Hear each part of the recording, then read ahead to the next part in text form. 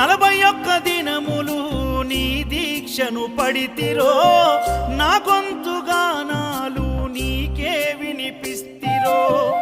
అన్ని వదిలి నేను నీ పూజకు చేస్తిరో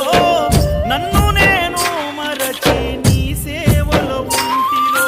భక్తితో నీ భజన చేస్తూ బయలుదేరితి శక్తినిచ్చి నన్ను నడిపించు శబరికి